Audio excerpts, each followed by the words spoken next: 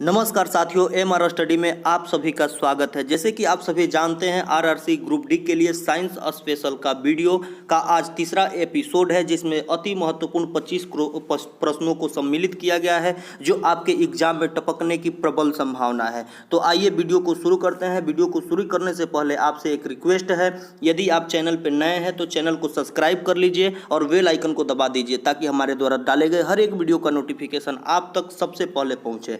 तो चलिए शुरू करते हैं आज के इस वीडियो के पहले क्वेश्चन को। पहला क्वेश्चन है साथी कि न्यूटन गति के दूसरे नियम से क्या प्राप्त होता है। न्यूटन गति के दूसरे नियम से क्या प्राप्त होता है? तो बल का व्यंजक प्राप्त होता है। साथी ध्यान दीजिएगा, यहाँ पे बल का व्यंजक क्या होता है? तो F = ma होता है। मास और एक्सलरेशन के गुणनफल को ही फोर्स कहा जाता है।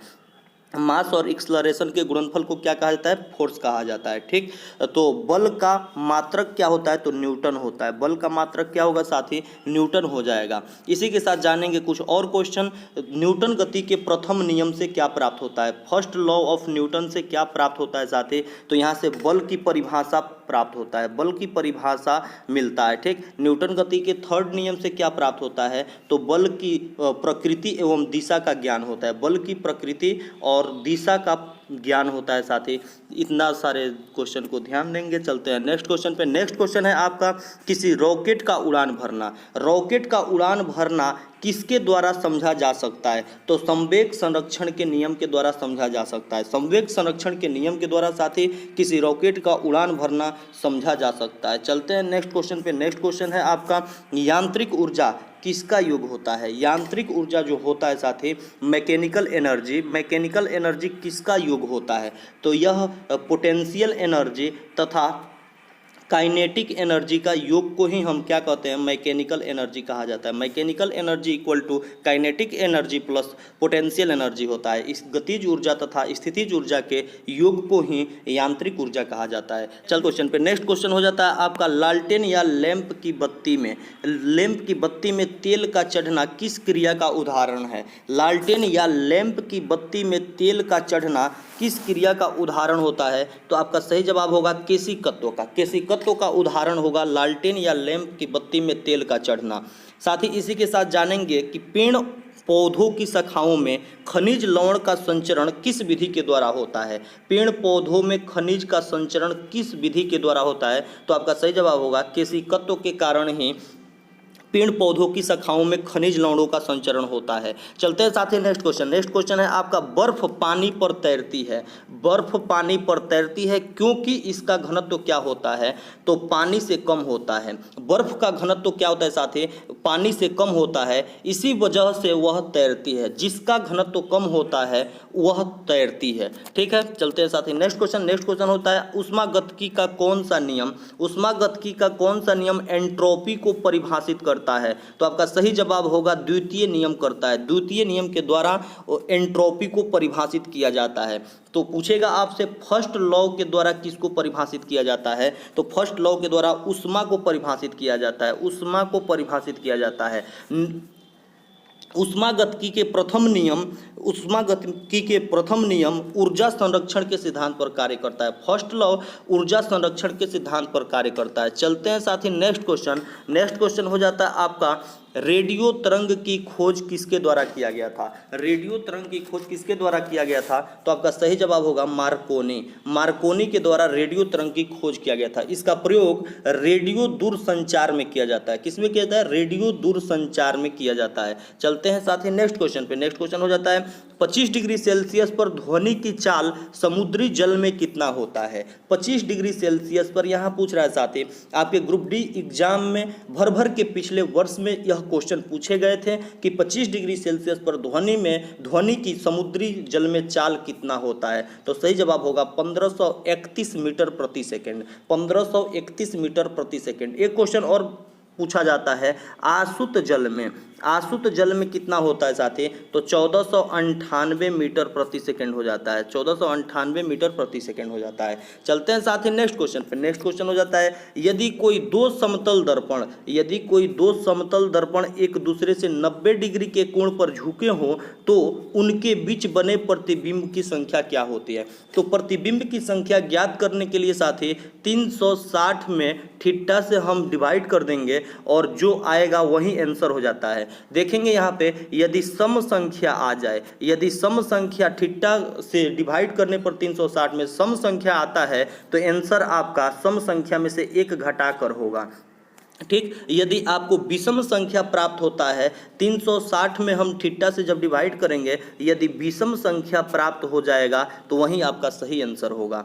तो देखते हैं, इसको बनाते हैं साथी। तो 360 में हम यहाँ पे थीटा कितना दिया हुआ है, 90 डिग्री दिया हुआ है, तो 90 से जब डिवाइड कर रहे हैं तो हमको 4 प्राप्त हो रहा है। तो 4 क्या है, एक इवन नंबर है, 4 एक इवन नंबर है, इसलिए हम इसमें से एक घटा कर आंसर देंगे। तो 4 में से एक गया, कितना होगा, 3 आपका सही जवाब होगा। चलते हैं साथ ही नेक्स्ट क्वेश्चन। नेक्स्ट क्वेश्चन हो जाता है आपका, सितारों में प्लाज्मा बनने का कारण क्या होता है। सितारों में प्लाज्मा बनने का कारण क्या होता है, तो उच्च तापमान के कारण ही प्लाज्मा बनते हैं। प्लाज्मा साथी जानेंगे, यह पदार्थ की चौथी अवस्था है। प्लाज्मा क्या है, पदार्थ की चौथी अवस्था कहलाती है। ठीक, प्लाज्मा के कारण ही सूर्य और तारों में ऊष्मा प्लाज्मा की अवस्था के कारण होती है। चलते हैं साथ ही नेक्स्ट क्वेश्चन। नेक्स्ट क्वेश्चन हो जाता है, उस विलयन का पीएच मान क्या होगा जो लाल लिटमस को नीला कर देता है। लाल को नीला क्या कौन करता है साथी, तो लाल को नीला में कन्वर्ट करता है क्षार। क्षार कन्वर्ट करेगा लाल को नीला में,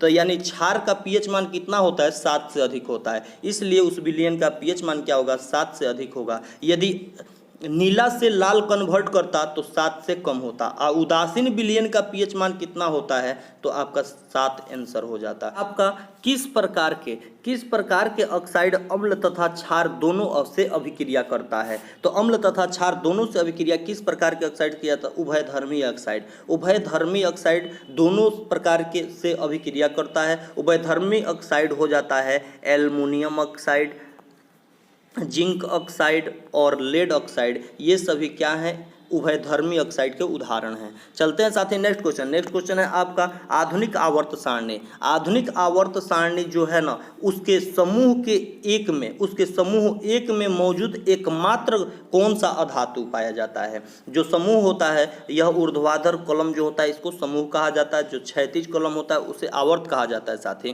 तो जो पूछा जा रहा है यहाँ पे, समूह एक में मौजूद एकमात्र कौन सा अधातु है, तो आपका सही जवाब होगा हाइड्रोजन। हाइड्रोजन की परमाणु संख्या 1 होता है। हाइड्रोजन को ही आवारा गैस के नाम से जाना जाता है साथी, हाइड्रोजन को आवारा गैस के नाम से जाना जाता है। चलते हैं साथी नेक्स्ट क्वेश्चन पे। नेक्स्ट क्वेश्चन हो जाता है आपका, तापीय अपघटन के दौरान नाइट्रेट उत्पन्न करता है। नाइट्रेट उत्पन्न कौन करता है, तो N2O तथा H2O के द्वारा किया जाता है।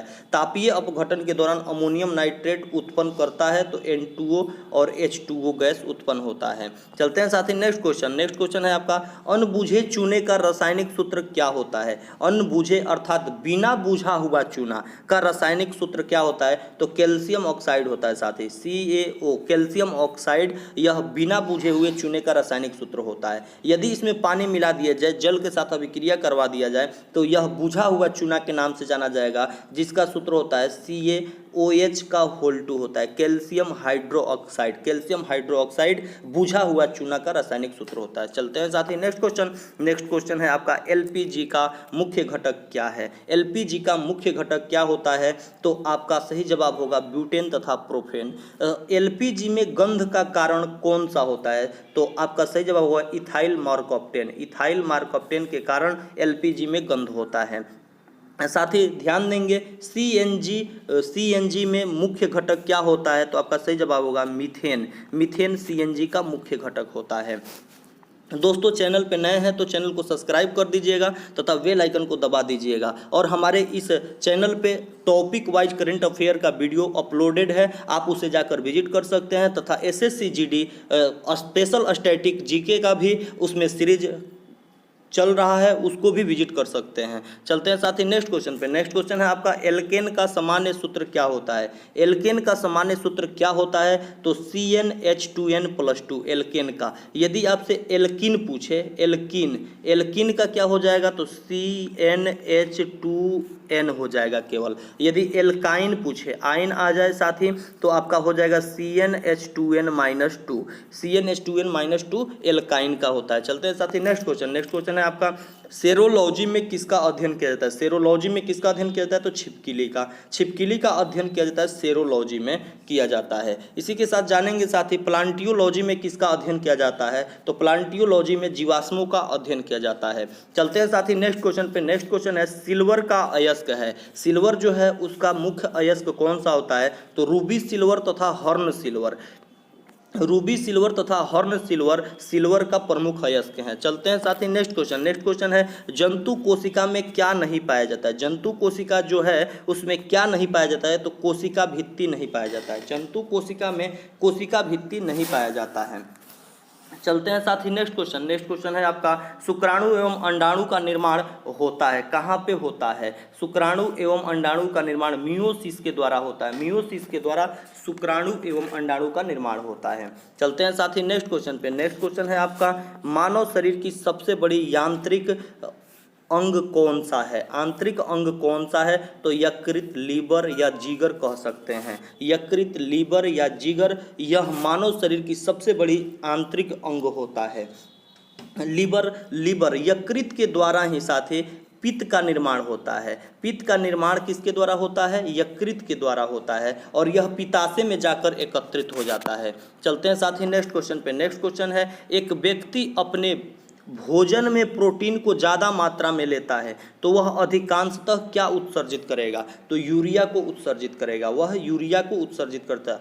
यूरिया का फॉर्मूला क्या होता है, आप जानेंगे साथ ही। यूरिया का फॉर्मूला NH2CONH2 इसका फॉर्मूला होता है। इसके द्वारा रक्त अलग होता है। यूरिया और रक्त किसके द्वारा अलग किया जाता है, तो गुर्दा के द्वारा किया जाता है। गुर्दा के द्वारा रक्त से यूरिया अलग हो जाता है। चलते हैं साथ ही नेक्स्ट क्वेश्चन पे। नेक्स्ट क्वेश्चन है आपका हड्डियों में सर्वाधिक मात्रा में कौन सा तत्व पाया जाता है। हड्डियों में सर्वाधिक मात्रा में कौन सा तत्व पाया जाता है, तो सही जवाब होगा कैल्शियम सर्वाधिक मात्रा में पाया जाता है।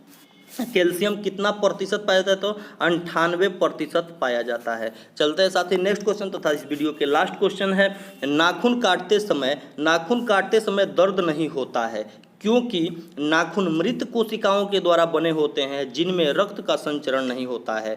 नाखून मृत कोशिका के द्वारा बना होता है साथ ही, इसलिए उसमें रक्त का संचरण नहीं होता है, इसलिए उसे काटते समय हमें दर्द नहीं महसूस होता है। नाखून में क्या पाया जाता है, तो निकोटिन पाया जाता है। नाखून में क्या पाया जाता है, निकोटिन पाया जाता है। तो आज के इस वीडियो में 25 क्वेश्चन को डिस्कस किए। तो मिलते हैं फिर नेक्स्ट वीडियो में। तब तक के लिए चैनल पे अगर नए हैं तो चैनल को सब्सक्राइब कर लीजिए तथा बेल आइकन को